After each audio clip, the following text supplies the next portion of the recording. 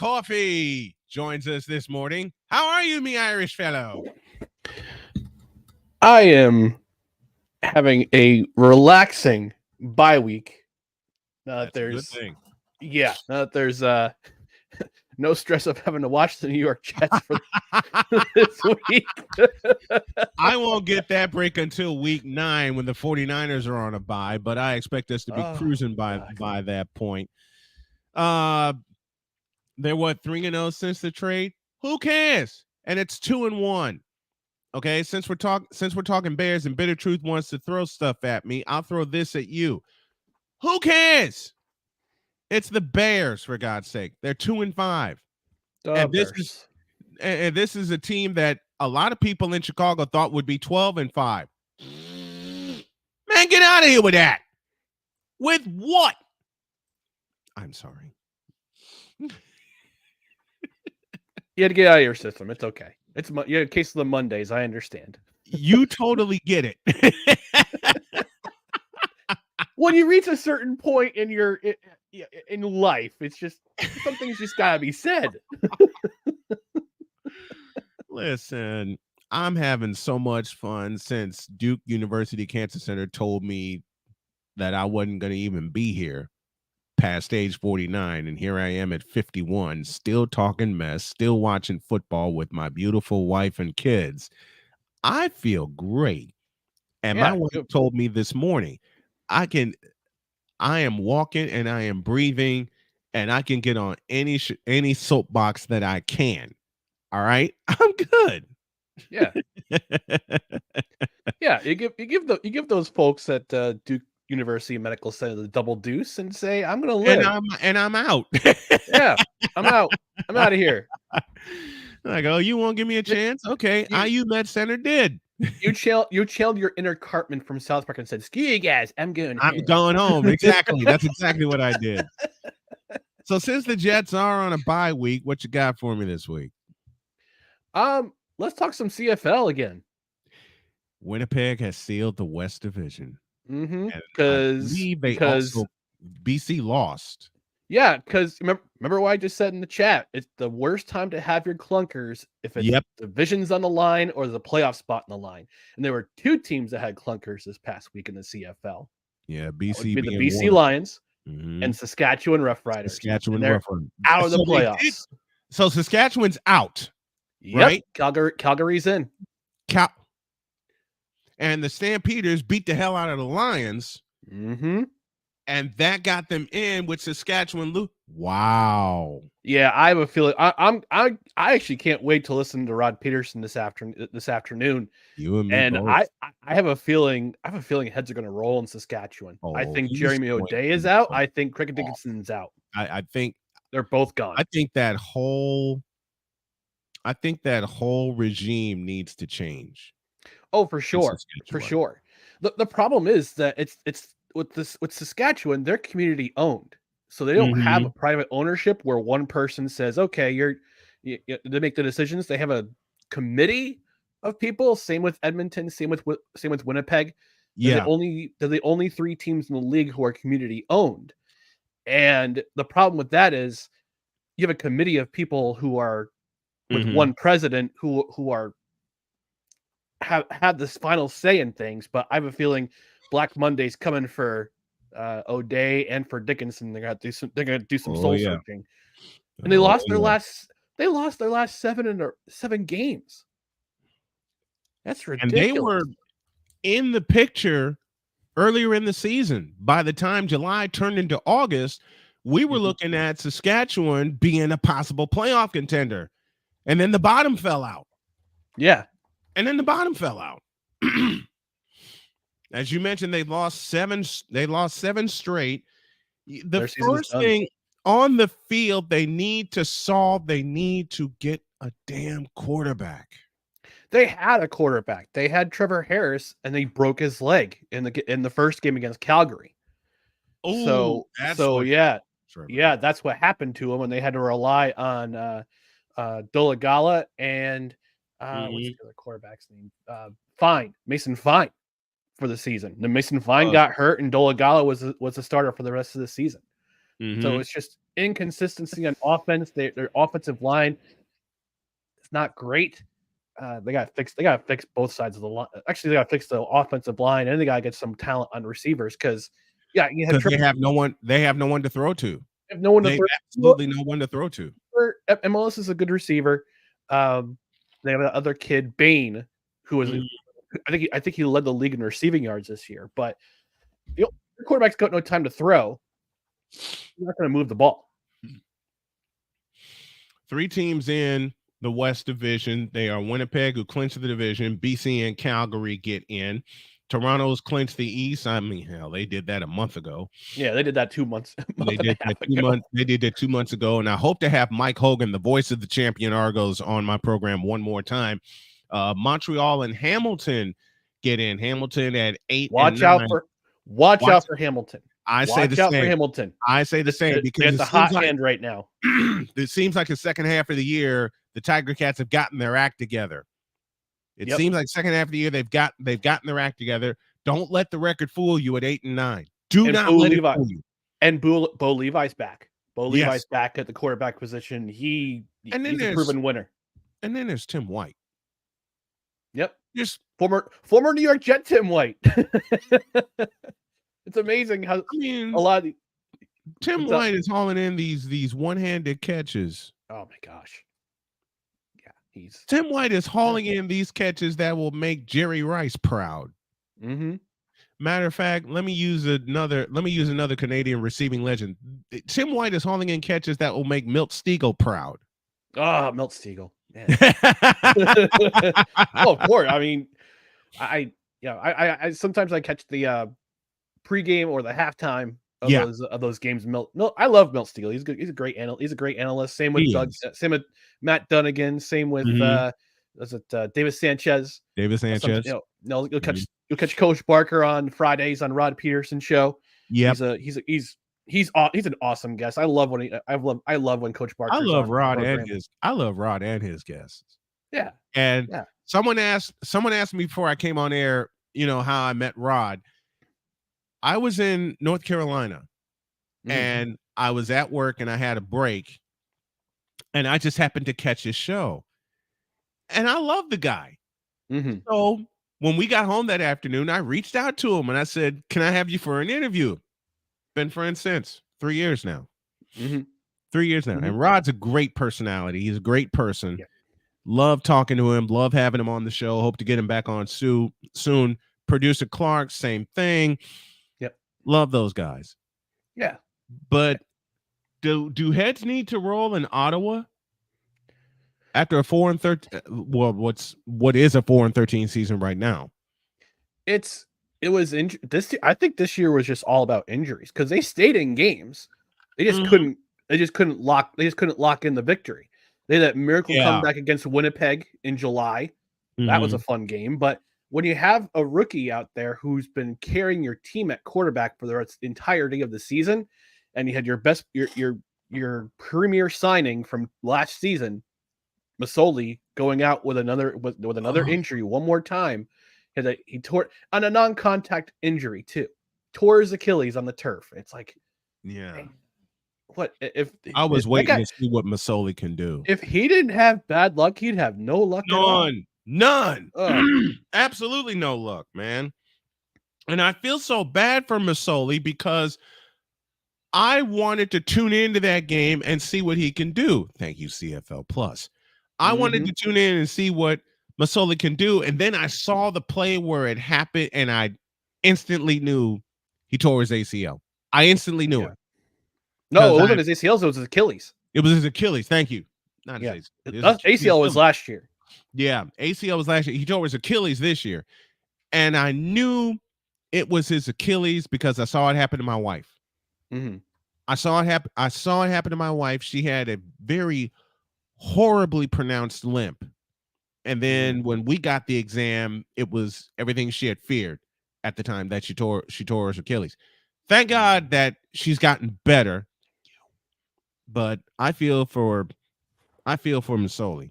Worked so hard to get back from one injury, only to have another one. Yep. Is this it? Would this be it for him? I really hope not. Yeah, I hope not. He's a good quarterback. I like seeing him. I love seeing him play. He almost brought the Tiger Cats no, that was St. Evans. Sorry. Or was it Jeremiah Russell? What? Hold on. Real time research. I was thinking about the 2021 Grey Cup. I think he was in the Grey Cup. I think it was Masoli. Yeah, because it was Masoli. Yep. Because I think he came in for Dane Evans when Dane Evans got hurt. Evans got hurt. Masoli came in, and were it not for a pick in overtime. Were it not for a pick in overtime, because I watched that one all the way through, then the Tiger Cats would have staged the miracle of all miracles, because they were in the first overtime period when the interception happened. Yeah, that was a strange game period, because you had the wind coming in from one side of the field was coming in at like 20-30 miles an hour. 23 miles an hour. Yep. Punts were impossible. Any team that had the wind with them wound up scoring.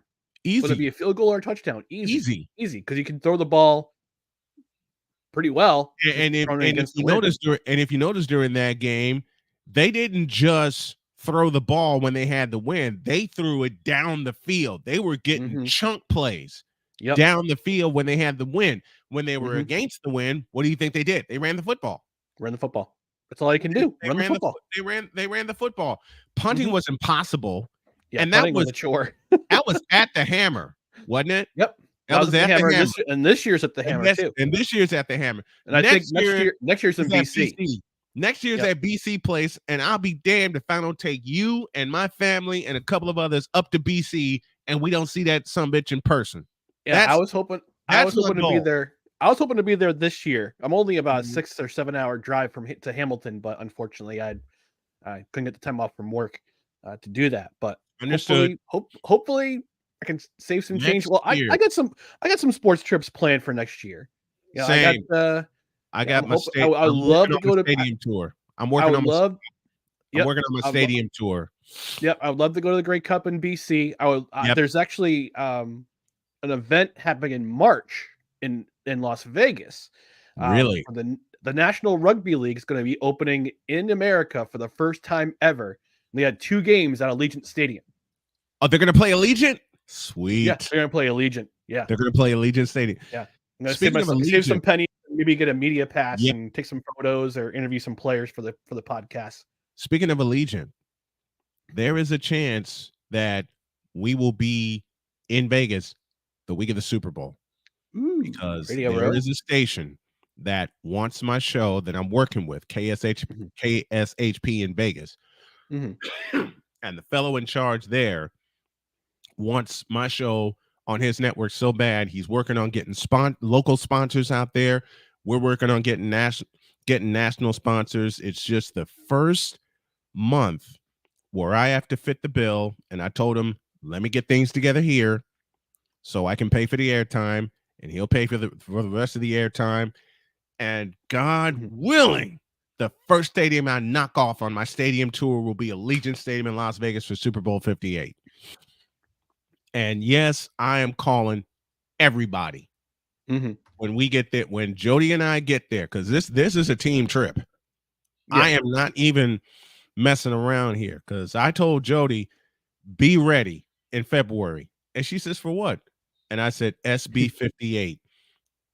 And I walked away, and she comes flying in the kitchen and spins me around and goes, what? I said, it's in motion. And I said, it's in motion. It's in motion.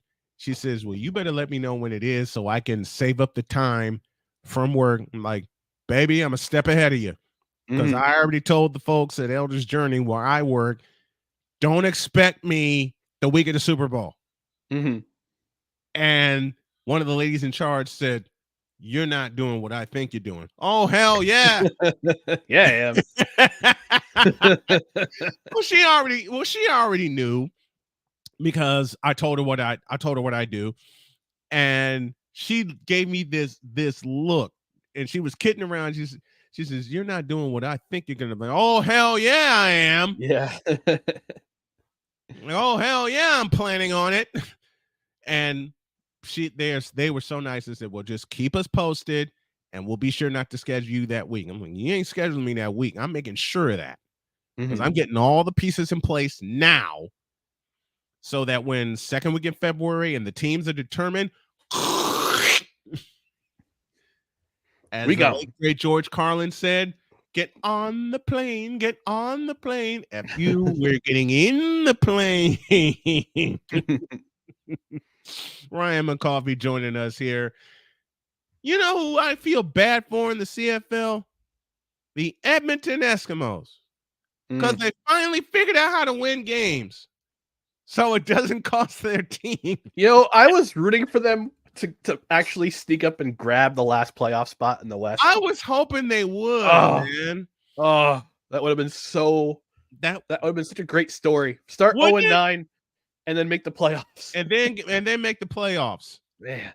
Well, and then which would have made their signing of Geno Lewis worth something. It still is. Yeah. And they should have started Trey Ford at the top of the season. Yeah. You start Trey Ford, you're sitting in the playoff spot right now. That's what did them in this season. Chris Jones not figuring out his quarterback situation earlier. So he's going back and forth between Trey Ford and Taylor Cornelius. And he just couldn't decide. Neither of them played well enough to decide who's going to be the full-time starter. Well, then all of a sudden, Trey Ford comes along and starts balling out, and he becomes a full-time starter. So hopefully next season, this figures out the quarterback situation starting for next season. I think they can get the ball rolling immediately and start stacking some wins. This will give him a head start for next year. Why is that Jefe in the house? Good morning to you, my brother. Great to have you with us. The Deacon of Defense himself is joining us. Big-time Vikings fan. I plan to have him on to talk some Vikings real soon. Speaking of which, tonight, the 49ers and the Vikings go at it from U.S. Bank Stadium in Minneapolis, Minnesota.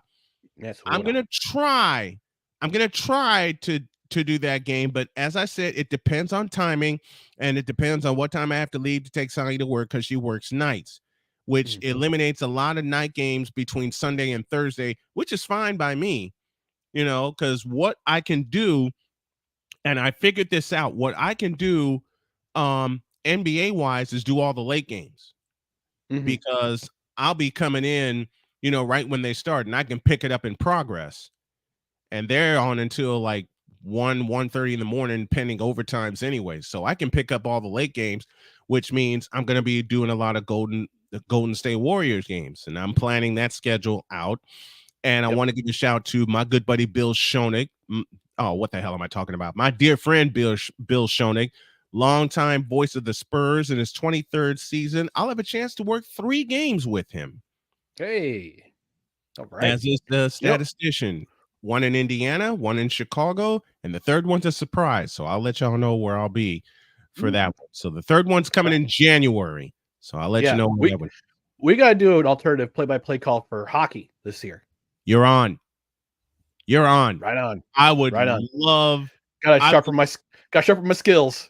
I gotta sharpen mine too. It would be my honor to call a hockey game with you.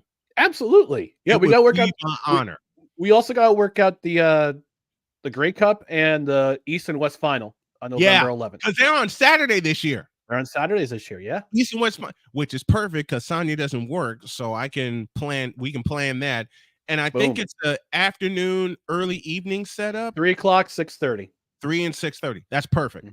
That's perfect. So we can do both of those and then plan for the Grey Cup. I watched the Grey Cup last year, which was in Saskatchewan. So, Rod went all out. Rod and the crew went all out. Clark Monroe yes and no, in that Rod was at the parties, but he wasn't actually at the game, I guess. I don't know. If I remember correctly, I think he might have been in Florida, or he might have been on his way back to Florida at that point. Well, this is Rod Peterson we're talking about. He can do anything. Hey, that's right. This is Rod Peterson we're talking about. He can do it. He can do any and everything. I mean, Rod was the one I announced to when we were moving to North Carolina. I announced it on his show. Yeah. That's how we got connected. Yeah, that's exactly how we got connected. You and I would always be in the comments section, And then we got connected, and lo and behold, you get coffee with McCarthy. And I have to tell this story for Jody because she doesn't know how I came up with McCarthy. I flipped one morning. I had worked all night on my website, which I'm probably going to wind up doing tonight, making sure everything is updated. I worked on my website all night long, and I didn't have the set. I didn't have the set up, and her alarm goes off, and she comes in. She gives me a shoulder rub, and she says, "You kick ass today, but as soon as you're done, you go to bed." Yes, ma'am. Yes, ma'am. And it was a Monday when I said it. That Monday morning, you were in the comments section lurking around, offering your thoughts like you always do, and I love when you're there. And I had a cup of coffee here next to me. I took a sip, and then I brought up one of your comments, and the next thing that flew out of my mouth was Ryan McCarthy. Bingo. And I said, "What?" I sat here laughing during each break that I took. Yeah, and I was like, "I'll take it." And you know the greatest thing about that nickname? It's stuck. It's stuck. No matter who, no matter. Yeah, Wise says it. Cool says it. You say it. It's stuck. It was a Nicola says it. Freudian. It was a Freudian slip because I worked all night.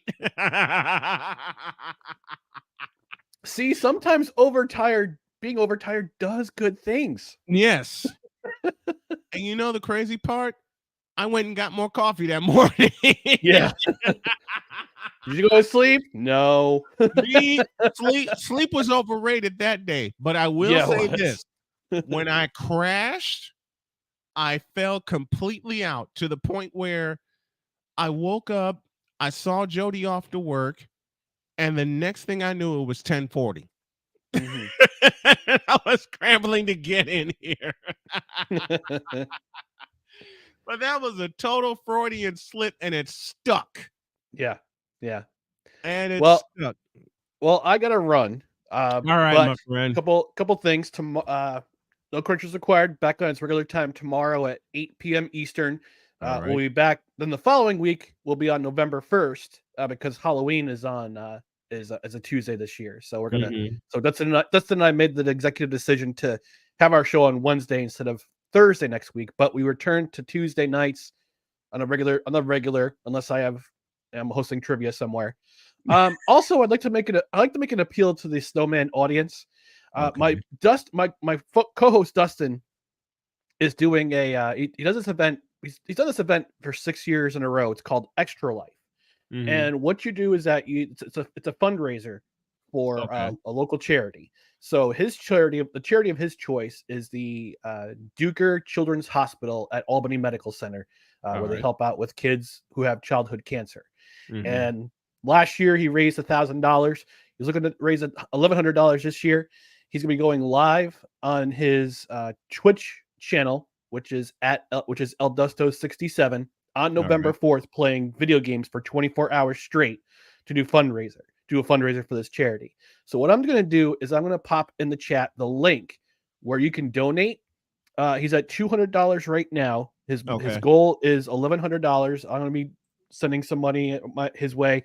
If you're being led to donate, please donate. It's a great cause, and Dustin's doing a cool thing, playing video games for 24 straight hours and raising some money for a worthwhile cause. So I'll put the link in the chats, and that way you can donate and give him a shout when you donate. So I would appreciate it. He would appreciate it.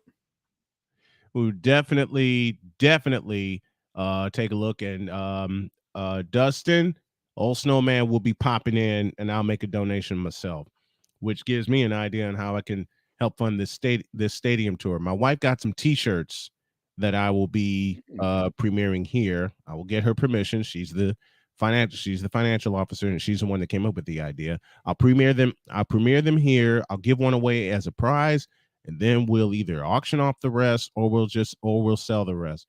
But we're gonna do something here. Thank you, Mr. McCarthy. Love you, brother, so much, and we'll talk to you next Monday.